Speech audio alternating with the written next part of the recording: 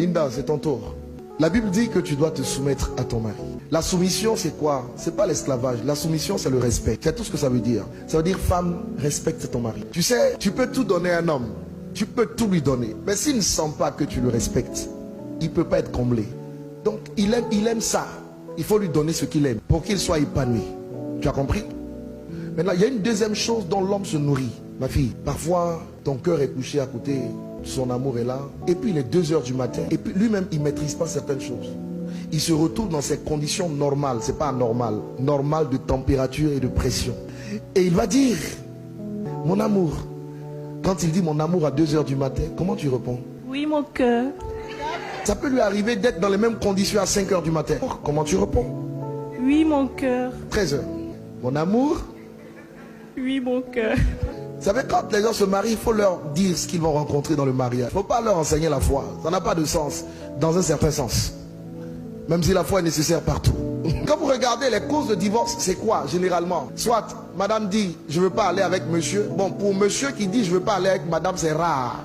Madame dit, je ne vais pas avec lui 1 an, 2 ans, 3 ans. Et vous avez la cause du sexe qui est la cause majeure. Une bonne femme dit oui à son mari. Et un bon mari peut comprendre que parfois sa femme est fatiguée. Donc l'homme, il se nourrit, lui, sur le plan psychologique, de ce qu'il voit. Toi, tu te nourris de ce que tu entends. Ça veut dire que tu dois t'arranger tous les jours pour être tout aussi belle que tu l'es aujourd'hui. Les cheveux toujours bien faits, le maquillage toujours bien à l'endroit, les sprays, les déodorants comme il faut. Tu dois toujours être prête pour accueillir ton mari. Quand tu sortiras de chez toi, tu es une femme mariée. Il y a des parties de ton corps qu'on ne doit pas voir, qui sont réservées uniquement à ton mari. Mais s'il te plaît, Linda, quand tu es à la maison, ne t'habille pas à la maison comme tu t'habilles dehors. Ton mari doit être capable de voir ce que personne d'autre ne voit. Une femme sage a 2 faces. Il y a la face du dehors et la face du dedans.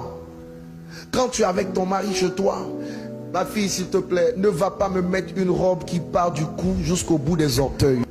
Arnaud doit voir que Dieu t'a donné de belles jambes. Arnaud doit voir des choses que personne d'autre ne peut voir.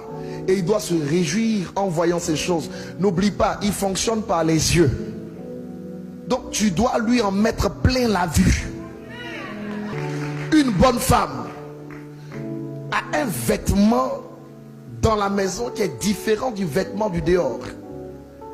Elle a même une 3e dimension. Un autre vêtement dans la chambre à coucher. Là-bas, il ne faut pas aller attacher des pagnes. Ne fais pas ça. Tu es trop jeune pour ça. Il y en a parfois qui vont dans l'intimité. Elles portent des joggings. Sur le jogging, elles vont mettre un jean. Sur le jean, elles vont attacher un pagne. Sur le pagne, elles vont attacher un kimono. Le pauvre monsieur, pour rendre visite à sa femme, il franchit des obstacles insurmontables. Il y a des vêtements adaptés. Et tu les connais. Les nuisettes et tout ce qui va avec. Tu vois, aujourd'hui tu es entré dans le mariage, c'est une victoire. Mais rester dans le mariage, c'est un autre championnat qui commence. Oui, il faut dire ça. Surtout quand elles sont chrétiennes, ils sont chrétiens. Quand tu t'es marié là, ce n'est pas fini. C'est une victoire que tu as acquise, mais il y a un autre combat dedans. Voilà, donc il faut agir de façon sage pour rester dans cette victoire. Je vous dis une dernière chose et puis je vais vous bénir. Écoutez-moi bien. Arnaud, pour que tu puisses gagner ta femme, il faut gagner son cœur. Aimer, c'est gagner son cœur. Et quand tu gagnes le cœur de ta femme, et si tu réussis à gagner son cœur, tu gagneras son corps. Ne cherche pas à gagner le corps si tu n'as pas gagné le cœur. Linda, tu veux gagner le cœur de ton mari? Ne cherche même pas à gagner le cœur. Gagne le corps et tu auras le cœur. On ne se marie pas pour être heureux. On se marie pour rendre l'autre heureux. Et si tu le rends heureux et qu'il te rend heureuse, vous vous rendez heureux. Vous êtes heureux.